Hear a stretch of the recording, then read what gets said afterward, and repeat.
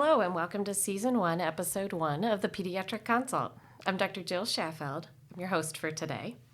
I'm a general pediatrician in the Cincinnati area, and I'm so excited to bring you the first episode of our new podcast, created just for community practitioners. Each episode, we will cover a condition that may present in our offices, bringing in Cincinnati children's specialists to help answer our questions on the diagnosis and management of these patients. Today, we will consult with Dr. Jilda Vargus-Adams and Dr. Scott Callahan on cerebral palsy and all the questions and dilemmas that it can present for our general pediatricians. So let's start by learning a little bit about our esteemed guests. If you could share some information with our audience about yourselves. We'll start with Dr. Callahan. How long have you been practicing? And then maybe how long have you been practicing at Cincinnati Children's? So I've been practicing both for 20 years. I've been working for Cincinnati Children's for 20 years. The first 15 years I spent at a primary care practice out in Batesville, Indiana. And for the past 5 years, I've been the medical director for the Complex Care Center here at Cincinnati Children's. Wonderful. Thank you. Are there any special interests you would like to share with us? I think it's probably in the name of the Complex Care Center, to be honest. Like a lot of primary care docs, had those very unique and special kids in the practice and thought, is there some place that I can go to see more of them more often? And Children's happens to be a wonderful place to consolidate all those great kids. It's great, and definitely a big need for that within our community. And Dr. Vargus-Adams, if you could tell us a little bit about yourself as well. Yes, well, I'm one of those folks who came to Cincinnati for training in our combined program of pediatrics and rehab medicine and fell in the quicksand. And so I've been here and practicing in our division of peds rehab medicine for over 20 years now. My area of interest is really in cerebral palsy, and that is the focus of almost all of my practice. I have been the director of our CP team clinics and am the program director for the CP program. So that's wonderful. I appreciate you sharing, and obviously excited to get started as we have a lot of experience here and a lot of knowledge to share with the general pediatricians in our community. So our conversation today is on cerebral palsy and specifically early identification and management for the general and community pediatrician. Cerebral palsy, I would say, is not something we see extremely commonly in our offices. I think I've seen some data and kind of preparing for this that numbers are somewhere from 1 to 3 and a little over 300. I see probably a few newborns per week, and you think kind of weeks per year. So we may only see 1 or 2 patients per year. So in thinking about that, can you kind of share a quick overview of the condition and any just facts for our listeners that might help us in terms of kind of what to look for, things like that? So cerebral palsy is a big, broad range of things. It's not unlike epilepsy or some other condition that comes in a lot of different flavors and severities. But the hallmarks of CP are that it is a motor problem that results from an insult to the developing brain. And that's the young developing brain up to, maybe age 2 or 3, not, through high school and college age. And that whatever that insult is, it is non-progressive. So, of course, the biggest associated thing with cerebral palsy is prematurity. But CP can result from any issue that goes on in intrauterine life. It can be a result of infection, trauma, any insult that would cause damage or change in function of the motor areas of the brain. So it leaves a lot of room for the pediatrician to do detective work when they see a baby. Often in our offices for primary care, we start gathering information about our patients and the infants we might be seeing, before we even see them, specifically even just reviewing records and birth history and things like that. Dr. Callahan, is there anything that you would say, maybe some red flags in, say, the birth history or things that general pediatricians should look for, maybe even before that child, is in the office that might help us hone in to be more astute in our initial exam? Sure. So I would probably break it down into two ways. One is definitely there are certain risk factors that Jilda just spoke about: prematurity, infections in utero, concerns with postnatal complications, durations in the nursery that kind of had unusual descriptions to them, hypotonia, poor feeding, those sort of things, that when you're reading the chart and getting ready to see that newborn for the first time would maybe just make you be a little more diligent in some of your evaluations. I do think that individuals with disabilities are the largest minority group in the world. And as a general pediatrician, you're looking for relatively rare occurrences in a generally healthy population.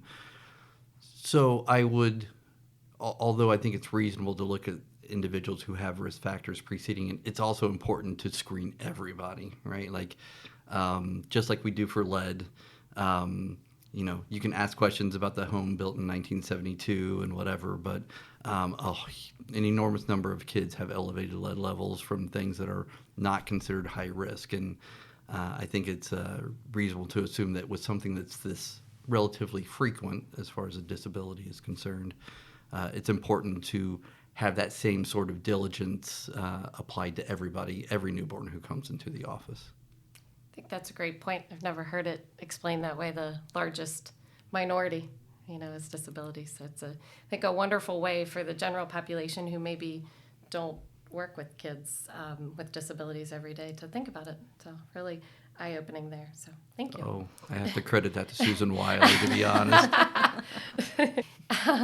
As a general pediatrician, after that initial visit, we have pretty regular intervals that we will be seeing the children at, obviously the birth visit, 1 month, 2 months, 4 months, we're seeing them very, very regularly in the office. And I've realized without consciously thinking about it, I have kind of a unwritten rule that when I look at developmental milestones, I say, if a child is not meeting a milestone, I expect that they're going to be meeting at one visit, but at the subsequent visit, they meet it, then we're kind of okay. Do you think it is a wise guideline to say maybe if we cross 2 visits of not meeting milestones, is that kind of something that as a general pediatrician is a good thing to think that should make us want to really look into things further, or really think about referral at that point or additional workup?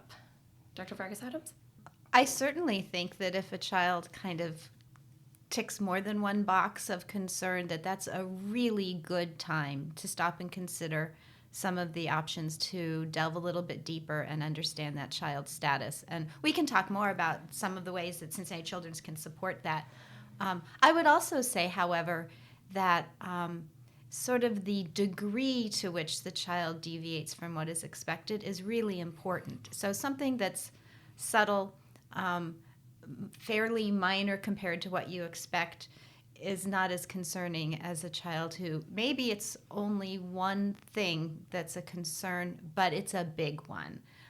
If you can't lift your head up, I don't care how old you are or how long it's been. Let's try and figure that one out right away.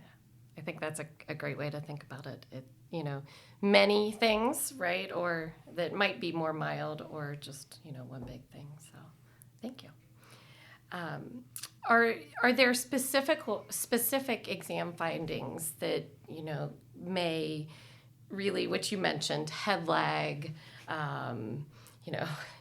specific tone issues, things like that. But are there very specific things that you look for, being specialists that see children with complex needs or children with cerebral palsy, that you say, gosh, every general pediatrician, this is exactly, what this happens, and they need to kind of have that red flag that, we need to get this child more help. Yeah, so remind me, Jilda, you can accurately diagnose CP down to the age of about 3 months, is that correct? We have pretty good evaluative tools that allow us to get pretty good predictive accuracy as young as 3 months if we use the right standardized assessments often combined with imaging. And we really feel committed that children with CP should be identified before their first birthday. So that requires everyone working together and pursuing those evaluations in a timely fashion. So for the primary care doc, looking for persistent fisting or head lag less than 4 months of age should be kind of an early signal.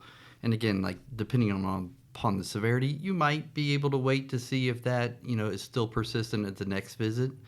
But given the goal to get that diagnosis as early as possible, like again, if it's significant, if it sets off your alarms as a doc when you walk in the room and you're looking across from that infant, like it's probably worthwhile making that referral earlier rather than later. The downside being really nothing, right? Like you do worry about anxiety that you might present and precipitate in the parents, but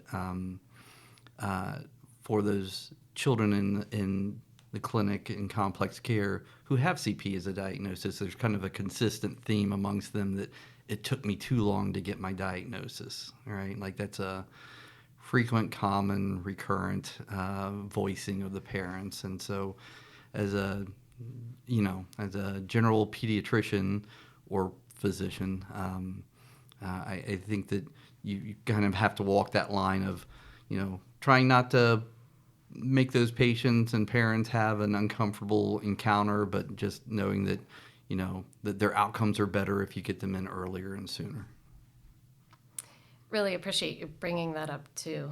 I think it's something that is not always the easiest to share those sort of concerns with parents and families. And obviously, as you mentioned, Dr. Callahan, a little anxiety provoking. But I've often found in those cases that some of those concerns you bring up, the families and the parents already have those concerns. So sometimes it's just a validation for them.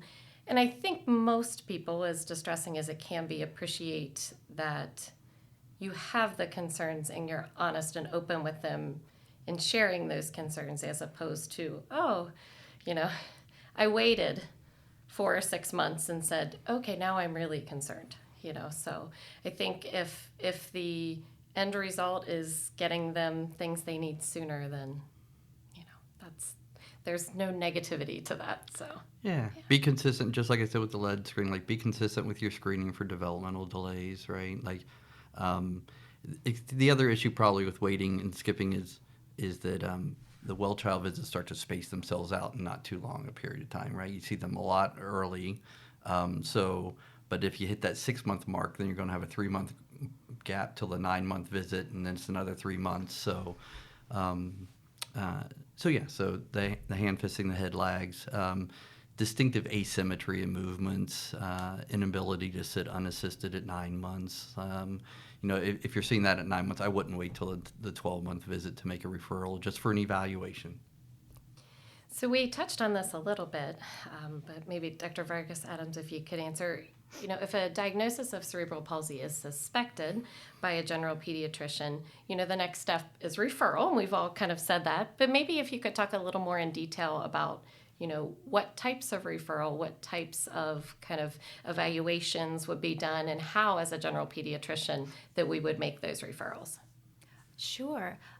We really want to make sure that these babies can be evaluated in whatever mechanism is most helpful and can provide the support and the information that the families and the pediatricians would like. So one of our newer options is the Infant Motor Evaluation Clinic. And this has been around for a couple of years and has been growing really very quickly because it's an opportunity for pediatricians to make a referral. You don't have to say to a family, I think your kid might have CP, but I don't feel like I'm an expert enough to make the diagnosis, but you can have an appointment in 3 weeks, and in the meantime, spend a lot of time on Google and not sleep. Instead, you can say, here are the things that you've noticed that I've noticed about your child's motor behavior. We want to send you to get a really comprehensive evaluation. Any family that comes to Infant Motor Evaluation Clinic, or we call it IMEC, will see a physical therapist who will do the standardized assessments that allow us to score that child's development. And they will see a rehab doc with an expertise in cerebral palsy and a neonatal neurologist, as well as a social worker who is very skilled in working with these families and knows all the resources. So that single visit will allow for a diagnostic evaluation, and the babies that are seen in that setting, and they're all under the age of 2 years, that's a criterion. The majority of them will come out of that right now with a diagnosis of CP or a diagnosis of a high risk of CP.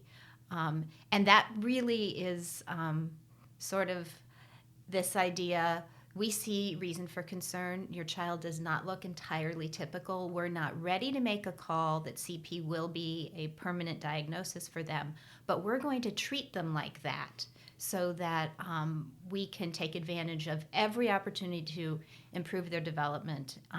Because what we do for babies with CP is very low risk, it's low cost, and it can have a high payoff for the kids who really have these concerns and can benefit from those kinds of interventions. Wow, that's great. Definitely a lot of different, kind of a multidisciplinary clinic that really does it sounds like a very detailed and great evaluation. And that all comes right back to the pediatrician to, support that process as well. Now, if that's not what is most desired, of course, babies can still be referred just for therapy. And our outpatient therapy providers, any baby who is in this realm of developmental concerns will be screened in a very general way. And if there are concerns that maybe they should be further evaluated for cerebral palsy, the referring provider will be messaged with a letter saying, maybe this baby could go to IMEC. Here's how you would do that. And then there are also even ways you could specifically ask for some of those evaluations that we would use otherwise, like the Hammersmith Infant Neurologic Exam or the AIMS, the GMA, different ones that are most appropriate, and they can be done by our therapists as well.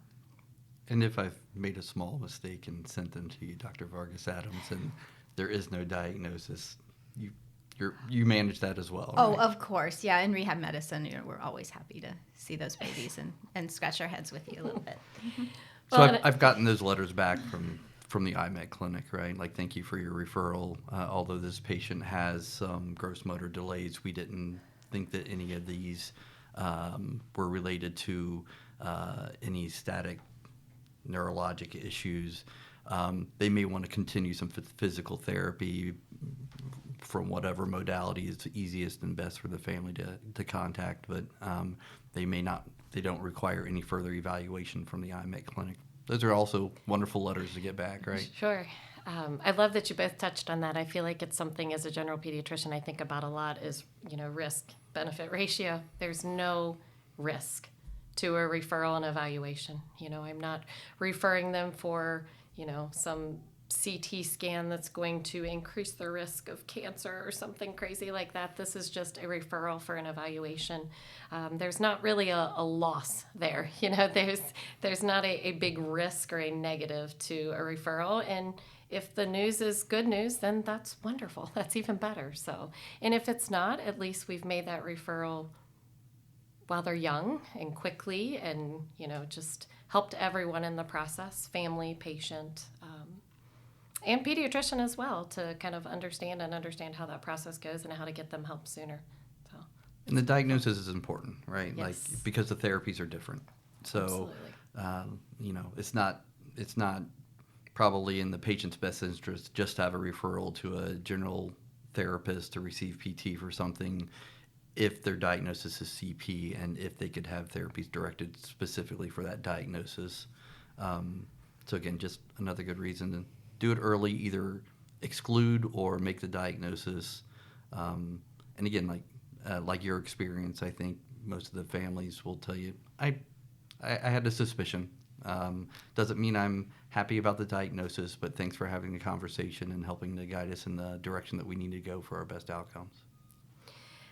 So if a referral has been made and maybe an appointment has been scheduled, maybe Dr. Vargus-Adams, can you talk a little bit about just the access to care? what that weight typically would look like, and if there's anything that maybe the pediatrician can do to help the patient or help the infant in the meantime, and even maybe some resources for families as they wait for that appointment. Yes, so we try really hard to get these babies in as quickly as possible into the IMEC appointments, and we have been adding more clinics, more providers in an effort to meet that need.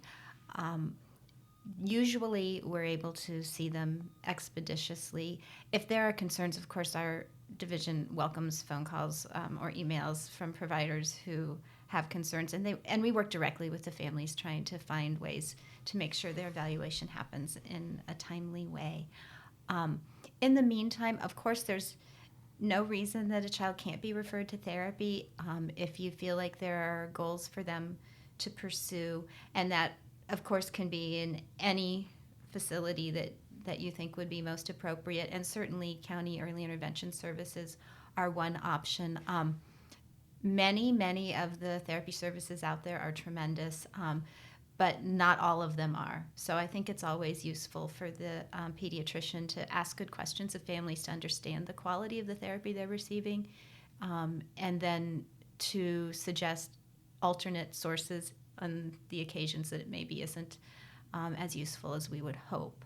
For families who are really looking for more support, if this diagnosis has been discussed and they understand that that might be what is on the horizon for them, there are lots of CP-specific resources, and we have a CP line at Children's, 803-GO-CP, and that's staffed by our care coordinators who are really good at talking through all kinds of questions with families and getting them where they need to go. When they don't have a diagnosis yet, though, it's very hard, I think, to hand a phone number like that to a family. Absolutely. And so, if there are other specific questions or things, maybe behind the scenes, you could reach out to us. We'd be happy to work with anyone to make sure that these kids and their families are getting what they need. Dr. Vargus-Adams, you mentioned oftentimes we learn our patients are in therapy or involved in therapy, but asking about the quality of the therapy that they're getting is very important.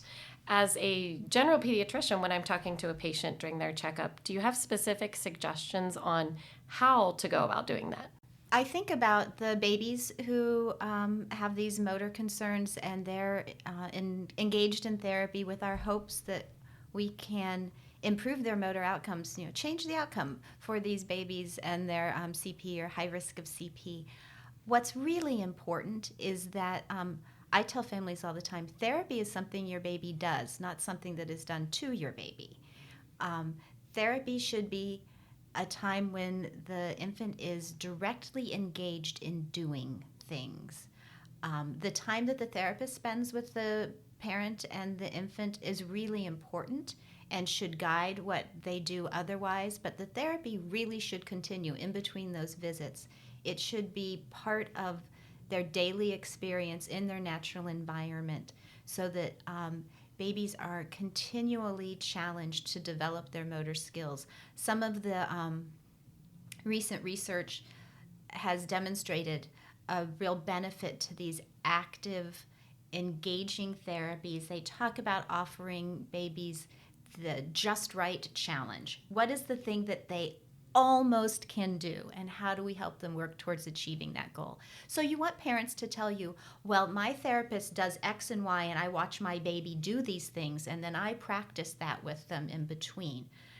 What you don't want to hear is, my baby slept through their therapy and they just got all these stretches. Okay, that would be a worrisome sign, because that is a really passive sort of therapy program. As kids grow older, we also know that what really helps them is, again, task-specific and goal-directed training. So you may find when you send a school-age child to Cincinnati Children's for therapy, their first visit is all about setting goals. What is it that you want to do? How are we going to achieve that? How do we measure where you stand right now in terms of these things? Here are the things we're going to try, and when we get to the end of this treatment episode, we're going to measure again and see if it worked. That's an example of something that has a strong evidence base behind, that it's going to be helpful, and that child is more likely to benefit from the time and energy that's placed in their therapy. Great. So if the parent can identify goals and tell you what they're working on at home, that generally is a pretty good guide that things are going well with therapy. Indeed. As a pediatrician that develops relationships with these families and with these patients over time, I've kind of often thought a lot of our focus, as it should be early on, is on physical strength and functionality and things like that as they grow and develop with a diagnosis of cerebral palsy. But are there specific ways or things that either one of you can think of to help actually support their mental health as well? Maybe different programs or different ways to support the emotional growth of the patient? I think that families, when they get a diagnosis of cerebral palsy, their first question is, will my child walk? And it's an important question and one we all want to address, except we also know that you can get through life pretty well if you can't walk. But if you don't have meaningful ways to interact with the people around you, it's a lot harder. And so I think a beginning piece is just really looking at those parts of cognitive development that we can support and encourage all of the interaction with the world that these kids can have from a very young age. So that's everything from powered mobility to augmentative communication, finding ways for these children to be integrated in their community and encouraging those things. We're lucky in this country because there are a lot of supports for people with disabilities. I think probably everyone listening to this podcast will be well aware of the way public education is structured to support kids with disabilities. But we need to make sure that all of these kids and their families are aware of what they should receive. And then, yes, sharing those other resources to help them be kids. So where are the recreational opportunities that they can engage with regularly? Everything from, the Challenger baseball leagues all around town to children's own Be Well programs that are for kids with disabilities. I think all of that really makes a difference. But maybe when you talk about mental health, the most important thing is just being aware that just because you have a physical or an intellectual disability or both, that it doesn't mean you can't also have anxiety or depression or any of the other things that are common in every other kid, and treating them just as you would another one. Mm-hmm. That's a wonderful point, because sometimes I do feel like we get so tied up in all the other things to talk about, their mobility, which are huge, but just, they can have anxiety, they can have depression, they can have that, and maybe even more at risk for some of that, just with their challenges. Yeah, the diagnosis and the spectrum of symptoms is just enormous, right? Like, there are individuals with CP who have exceedingly minor gait abnormalities, and that's their only symptom of CP.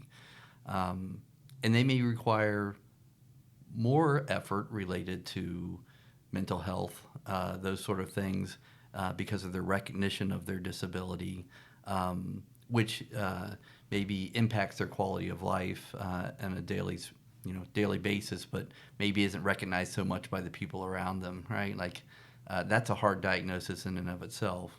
And then, so I use psychiatry and DDBP and neuropsych to kind of, give me guidance here and there as a general pediatrician, kind of making referrals to them to see what resources or what modalities are best allocated to each one of those individuals based upon their symptoms. Is the way I kind of float through and navigate that. Great. Cincinnati Children's, I believe, has an adaptive sports clinic too. The Adaptive Sports Clinic really seeks to help kids engage in sports regardless of their disability. So it can be particularly helpful when there are special pieces of equipment that will allow kids to participate when they otherwise wouldn't be able to. Problem solving around particular impairments that impact maybe just one or two aspects of participation in a specific sport, and even helping kids who have a disability figure out which sports are going to be great for them. And so we have physical therapists with a real passion about adaptive sport and ensuring that everybody has the opportunity to be active. And so if you've got a kid who is trying to find their, the thing that they want to do, or is really struggling because they know what they love, but it's not working, it's a great opportunity to kind of problem solve right there on that issue. Great. And for our pediatricians listening, is that just a referral through physical therapy, but just with specifics in terms of adaptive sports clinic? Yep. Okay, great. Easy enough. Do either one of you have anything else you would like to share with our listeners today? Maybe just a couple more resources that come to mind. One that I use and give to parents not infrequently is the Children's Hospital Special Needs Directory. Traditionally, it's been updated fairly regularly. I think that there are some plans to actually move some of the specifics of the directory to the websites of the disorders or diseases that people may be looking for in particular. So there may be some changes to that soon, but it's a wonderful resource and gets you to places like patient or parent community groups, or the Miracle League for the baseball for the kids. So it's a nice way for parents to navigate themselves through whatever their diagnosis is and find some resources for them. So there's also the Perlman Center where I make referrals to frequently. They have a lot of things underneath of their umbrella that I don't always mentally keep track of, but they are a repository of a lot of skill sets. They do a lot of DME issues, wheelchairs, walkers, those sort of things. They work a lot with the augmentative communication devices. And they also have early interventions related to therapies that are available to kids who meet criteria for that. So I send a lot of referrals to the Perlman Center. I guess, and just adding on a few other little things, when I'm talking to the parents, homes, accessibility, there are a few organizations in the community that will do things like build ramp access to homes, who will make home modifications. Perlman can help you with some of those evaluations, but some of those community resources can actually help you with the implementations of those. I find the social workers to be just an enormous wealth of information. So if there's some way for a group or a practice to have access to a social worker who has acquired skill and experience with dealing with children with special health care needs, and the community resources that are available to them, that's probably a nice avenue for each practice to look into. Great. That's wonderful information. I definitely wasn't aware of the special needs directory actually at all, which, I'm ashamed to say, but that's why we have these, right? This is the point of, I think, doing this podcast. So I appreciate the learning that I'm gaining out of it, as well as hopefully our listeners. So, well, I think we are kind of wrapping up for today. I want to thank you both so much for joining us and shining light on this topic that is very important to so many of our patients, families, and then just very paramount to our physicians to be able to learn to identify early on. It's been wonderful having you here, and I hope everyone listening has enjoyed the time together today as much as we have. And just to mention that we also have a community practice support tool for cerebral palsy for our general pediatricians that you can visit the podcast website for more info and for access to that community practice support tool. Thank you. And thank you both so much for joining us. Thanks for inviting us.